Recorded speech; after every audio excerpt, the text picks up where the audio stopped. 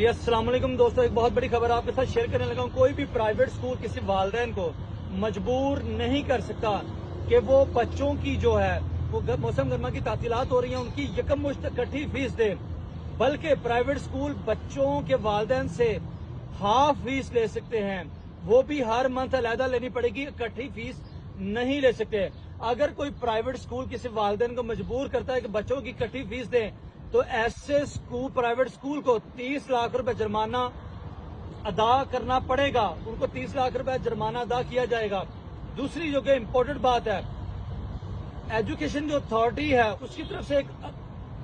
Notification پاس کیا گیا ہے، اگر پرائیویٹ سکول اس کی خلاف ورزی کرتا ہے تو اس کو جرمانہ ادا کرنا پڑے گا، اور والدین کو کسی بھی پرائیویٹ سکول کے دباؤ میں پریشر میں آنے کی ضرورت نہیں ہے۔ اگر کوئی پرائیویٹ سکول کسی والدین کو مجبور کرتا ہے، دباؤ میں لاتا ہے کہ ہم آپ کے بچے کو سکول سے نکال دیں گے، اس کی یکم مشت اکٹھی فیس دیں، تو آپ کیا کریں، ایجوکیشن اتھارٹی کو ایک اپلیکیشن دیں کہ فلانا سکول